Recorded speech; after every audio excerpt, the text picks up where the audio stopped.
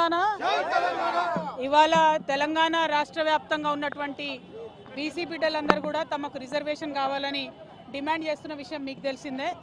అయితే ఇవాళ ఎవరైతే రిజర్వేషన్లు ఇవ్వాలనో ఆ పార్టీలు కూడా వచ్చి బీసీ బిడ్డలు ఇచ్చినటువంటి బంద్లో పాల్గొంటామని చెప్పడం నిజంగా నవ్వులాటగా అనిపిస్తూ ఉంది. ఇవ్వాల్సినటువంటి భారతీయ జనతా పార్టీ, దొంగ జీవోలు ఇచ్చిన మోసం చేసినటువంటి కాంగ్రెస్ పార్టీ, వీళ్ళు కూడా బంద్లో మేము పాల్గొంటా ఉన్నామంటే చాలా దారుణంగా ఉంది. హంతకుడే నివాళులు అర్పించినట్టుగా అనిపిస్తూ ఉంది. బీసీ బిడ్డల్ని మీరు మభ్యపెట్టద్దు, మోసం చేయొద్దు. మీరు అనేక మార్లు మోసం చేసి ఇప్పుడు కాదు, స్వతంత్రం వచ్చినప్పటి నుంచి అనేక సందర్భాల్లో ఎప్పుడు బీసీల reservation issue ముందొచ్చిన Bharatiya Janata party, Congress party పదే పదే పదే బీసీలను మోసగించారు. ఇంకా కుదరదు. ఇప్పుడు తెలంగాణ బీసీ బిడ్డలు పట్టుబట్టినరు.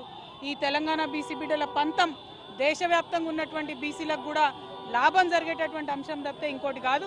ఎట్లా అయితే తెలంగాణ ఉద్యమం చేసినామో మరో బీసీ తెలంగాణ ఉద్యమం చేపడతాం. ఖచ్చితంగా 42% రిజర్వేషన్ సాధించేంత వరకు కూడా వెంటబడతాం. ఇవాళ తెలంగాణ జాగృతి యునైటెడ్ పూలే ఫ్రంట్ ఆధ్వర్యంలో ఖైరతాబాద్ చౌరస్తా అంతా కూడా బంద్ చేసినాం. మరి పెద్ద ఎత్తున ఇవాళ బంద్ని జయప్రదం చేయవలసిందిగా ప్రజాస్వామ్యవాదులందరినీ కూడా నేను కోరుతా ఉన్నాను. ఎందుకంటే పదే పదే రాజకీయ పార్టీలు ఒక వర్గాన్ని మోసం చేయడం మంచిది కాదు. ఈ మోసాన్ని ఎండగడుతూ ఇవాళ బంద్ చేస్తున్నారు. కాబట్టి అందరం కూడా మద్దతు ఇవ్వాలని చెప్పి ప్రజాస్వామ్యవాదులందరినీ కూడా నేను కోరుతా ఉన్నాను. ప్రధానంగా ఒక్కటండి, హైకోర్టులు, సుప్రీంకోర్టులు ఎప్పుడైనా బీసీలకు వ్యతిరేకంగానే తీర్పులు ఇచ్చినాయి. ఎందుకంటే ప్రభుత్వాలు ఆ తీర్పులు అట్లా రాకుండా సాంకేతిక పరమైనటువంటి అంశాల మీద క్లారిటీ ఇవ్వలేదు ఎప్పుడు గవర్నమెంట్.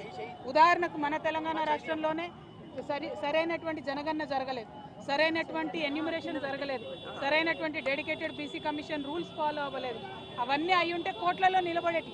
నిన్న ఇచ్చినటువంటి జీవో 9 కూడా రిఫరెన్స్ వీళ్ళు ఏదైతే సవరించిన పంచాయతీరాజ్ చట్టం ఉందో దాని గురించి పెట్టకుండా పెట్టినారు. కాబట్టి జీవో 9 కూడా కొట్టేసారు. అంటే చిత్తశుద్ధి లేదు పార్టీలకని తెలుస్తూ ఉంది. కాబట్టి ఒకటే రిక్వెస్ట్ చేస్తున్నాం, కాంగ్రెస్ పార్టీ అయినా భారతీయ జనతా పార్టీ అయినా మీరు బీసీ బిడ్డల్ని మోసం చేయడం, మభ్యపెట్టడం మానేయండి. ఎన్నికలు ఇంకో 5-6 నెలలు కాకపోయినా ఏం ఒరిగేది లేదు, నష్టమేం లేదు. మహారాష్ట్రలో 5 ఏళ్ళు ఎన్నికలు కాలేదు, తమిళనాడులో 10 ఏళ్ళు ఎన్నికలు కాలేదు. అప్పుడే బీసీలకు రిజర్వేషన్లు వచ్చినాయి. కాబట్టి ఆ విధంగా ప్రయత్నం చేయాలని చెప్పి మేము కోరుతా ఉన్నాం. యూపీఎఫ్ చైర్పర్సన్ గారు బొల్ల శివశంకర్ గారు మాట్లాడితే స్థానిక ఎన్నికలు అక్కడ ఉన్నటువంటి గ్రామ స్థాయిలో ఉన్నటువంటి లీడర్స్ అంతా లాస్ అవుతాము. గతంలో ఉన్నటువంటి బిల్లులు కూడా ఇంకా పెండింగ్ ఉన్నాయి. మళ్ళీ అధికారంలోకి వస్తేనే బిల్లులన్నీ కూడా క్లియర్ అవుతాయని వాళ్ళు చెప్తున్నారు. మీరేమో ఎన్నికలు వాయిదా పడినా పర్వాలేదని చెప్తున్నారు. అది తప్పమ్మా. ఇదివరకు ఉన్నటువంటి బీఆర్ఎస్ సర్పంచ్ల బిల్లులన్నీ కూడా ఆపడం జరిగింది. కాంగ్రెస్ పార్టీ ప్రభుత్వం 2 సంవత్సరాల్లో బిల్లులు ఇవ్వలేదు. అనేక మంది సర్పంచులు ఆత్మహత్యలు చేసుకుంటే కూడా కరగలేదు ఈ ప్రభుత్వం. వాళ్ళు ఇక ఎగ్జాస్ట్ అయ్యి ఆశలు వదిలేసుకుంటే మళ్ళీ కొత్తగా ఎలక్షన్లను తీసుకొచ్చింది. ఇప్పుడు ఆ పాత వాళ్ళు గెలుస్తారా నిలుస్తారా అనేటటువంటిది ఒక ప్రశ్న అయితే, రెండవ ప్రశ్న పదే పదే బీసీలను ఎట్లా మోసం చేస్తారమ్మా? పదే 3 సార్లు బిల్లు పెట్టింది ఈ ప్రభుత్వం. ఒకసారేమో 42% బిల్లు పెట్టింది, ఇంకొకసారేమో సవరణ చేసింది, ఇంకొకసారేమో జీవో అని ఇచ్చింది. అంటే ఏది కూడా టెక్నికల్గా నిలవకుండా చాలా తెలివిగా బీసీలను మోసం చేస్తున్నారు. ఇది కరెక్ట్ గా సార్ బీసీ రిజర్వేషన్ గురించి వాస్తవానికి కూడా 78 సంవత్సరాలుగా బహుజనులు, బీసీలు రాజ్యాధికారం కోసం కొట్లాడుతూనే ఉన్నారు. ఆనాటి నుంచి నేటి వరకు కూడా రాజ్యాంగ హక్కులు కల్పించేటువంటి పార్టీలు కానీ భారత ప్రభుత్వం కూడా మరి వీళ్ళని విస్మరించి రాజ్యాంగబద్ధంగా హక్కు లేకుండా మరి సుప్రీంకోర్టు పేరుతో కాలయాపన చేస్తున్నాయి. తెలంగాణ రాష్ట్రంలో ఏదైతే ఇలా బహిరంగంగా కాంగ్రెస్ పార్టీ రాజ్యాధికారం ఇవ్వాల్సినటువంటి పార్టీ చెప్తే మరి ఎలక్షన్లకు పోయి కూడా ఎలక్షన్లకు అవకాశం ఇవ్వకుండా మరి తుంగలో తొక్కి ప్రయత్నం చేసింది. అదేవిధంగా బీజేపీ ప్రభుత్వం కూడా మరి అధికారాన్ని ఇవ్వాల్సినటువంటి ఆర్డినెన్స్ ద్వారా కానీ రాష్ట్రపతి బిల్లులను కూడా ఆమోదించకుండా దొడ్డిదారుల్లో అవకాశాలు తెచ్చే ప్రయత్నం చేస్తున్నాయి.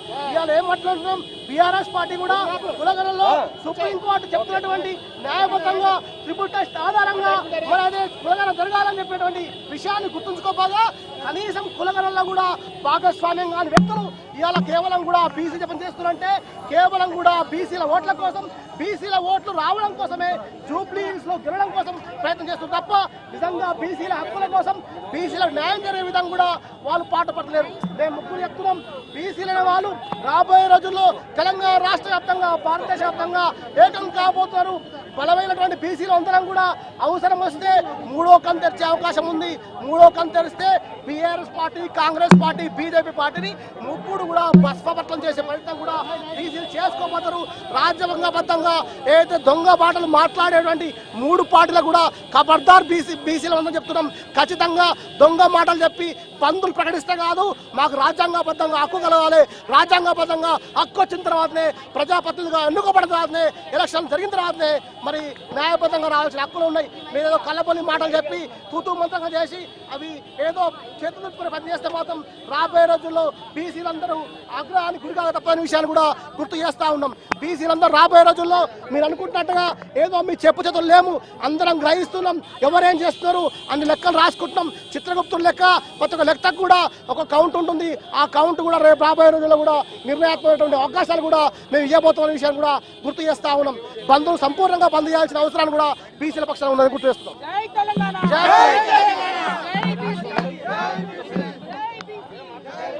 ఒక్క నిమిషం ఆగండి, ఒక్క నిమిషం ఆగండి, ఇస్తాను, ఆగండి.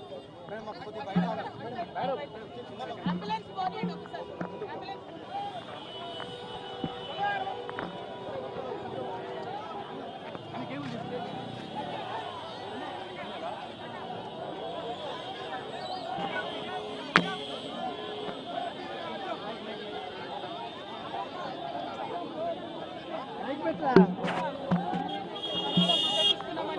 మభ్యపెట్టే ప్రయత్నం చేస్తున్నారు.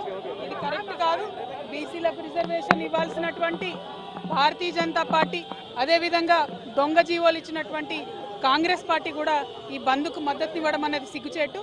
కాబట్టి వెంటనే 42% బిల్లుని పాస్ చేయాలని చెప్పి మేము డిమాండ్ చేస్తున్నాం. జై తెలంగాణ.